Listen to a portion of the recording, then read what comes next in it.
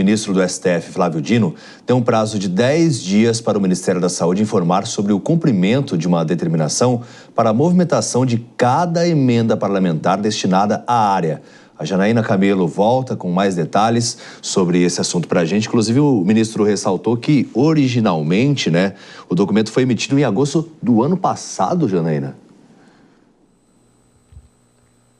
Exatamente, David. Pois é, mais uma decisão do ministro nesse primeiro dia de trabalho do Judiciário, também em meio aos discursos aí do presidente da Câmara, do presidente do Senado, defendendo a continuidade do uso das emendas parlamentares como um instrumento aí de fortalecimento do Legislativo. E aí o ministro deu essa decisão no âmbito dessas ações que questionam no Supremo a legalidade das emendas parlamentares. Então, uma delas foi exatamente essa que você falou com relação ao Ministério da Saúde. Ele cobrou o Ministério da Saúde o cumprimento dessa determinação de agosto do ano passado, que ele tinha pedido para o Ministério criar uma conta bancária para cada uma das emendas parlamentares que teve como destino a área da saúde, que haviam sido bloqueadas, e isso para evitar futuras ordens aí judiciais de estorno, até que todos esses dados fossem migrados para o portal transfere.gov, que é um portal da União onde estão todos os repasses, do governo federal para os estados, municípios, entidades, enfim.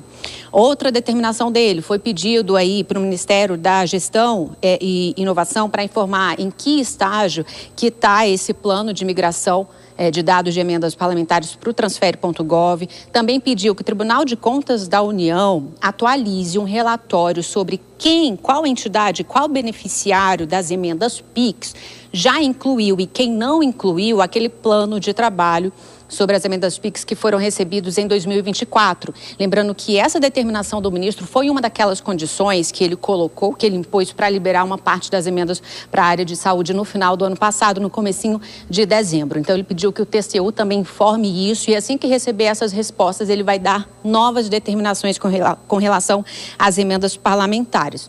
Além disso, também nessa mesma decisão de hoje, o ministro Flávio Dino suspendeu emendas parlamentares para duas ONGs, que são exatamente as seguintes ONGs: a Associação Moria e Programando o Futuro. Estão agora com os repasses completamente suspensos, porque ele disse que elas não forneceram as informações suficientes com relação a esse dinheiro que foi recebido. Sobre emendas parlamentares hoje, quem falou foi o ministro Alexandre Padilha, que é o ministro de Relações Institucionais, que é o responsável por autorizar as emendas parlamentares. Ele foi questionado por jornalistas logo depois daquela reunião entre o presidente Lula, Hugo Mota e Davi Alcolumbre. Ele disse que eles não falaram sobre emendas parlamentares, mas o ministro disse que defende a continuidade do uso das emendas parlamentares. A gente vai ouvir o que ele disse. Não trataram desse tema aqui, nem o presidente. É natural, eu sou parlamentar também, e é absolutamente natural que os parlamentares defendam esse mecanismo da emenda. Eu defendo o mecanismo da emenda.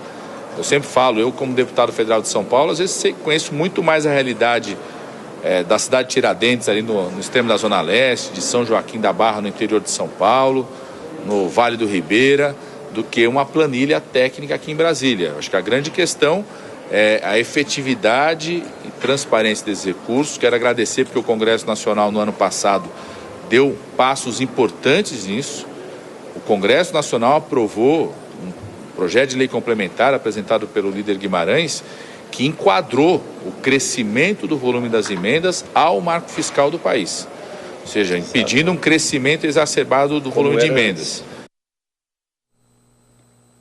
Agora, David, está sendo organizada uma agenda, uma reunião entre o ministro Flávio Dino com os novos presidentes do Senado, Davi Alcolumbre, e da Câmara, Hugo Mota, justamente para conversar sobre emendas parlamentares. Ainda não tem uma data certa, mas é uma reunião que deve acontecer em breve, viu? Com você. Tá certo, Janaína, até porque ambos defenderam as emendas parlamentares para a continuidade delas, Obrigado pelas suas informações. Vamos seguir aqui com os nossos analistas. Nelson Kobayashi e Dora Kramer, novamente o Dino cobrando explicações quanto às emendas. A mira, o Ministério da Saúde, porque muitos parlamentares dizem que os recursos foram utilizados para a compra de equipamento que não estava funcionando, apesar de ter feito, às vezes, diversas reivindicações, a reivindicação não foi atendida, eles usam a emenda para essa destinação. Qual a análise de vocês, começando pelo Kobayashi? Olha, David, o pente fino do ministro Flávio Dino nas emendas parlamentares está rolando e agora na área da saúde, para onde vai a maioria das emendas parlamentares, né? A maioria das emendas vai justamente para hospitais, Santa Casas, prefeituras, compra de ambulância, enfim, equipamentos na área da saúde, porque isso também, do ponto de vista político-eleitoral, para o deputado pega muito bem, né? Um deputado que está preocupado com a saúde na base, enfim, faz lá a sua cerimônia de entrega de uma ambulância. Tem cidade que tem mais ambulância do que leito nos seus hospitais, porque é visível, né? É aquilo que dá voto. E o ministro Flávio Dino, ele tem insistido, e isso é muito bom, na transparência, na publicidade. Na publicidade de quem é que pede a emenda, para onde vai essa emenda, de quanto é essa emenda e o que foi feito com essa emenda. É o caminho todo, né, que deve acontecer no processo legislativo, inclusive quando o legislativo está nessa função atípica de executar o orçamento. Isso deve ficar claro porque por muito tempo a gente sabe que as emendas parlamentares são um caminho natural para a corrupção. E quanto mais transparência, menos chances de corrupção. E essa história está longe de acabar, porque o pente fino do ministro Flávio Dino parece que vai continuar rolando lá em Brasília.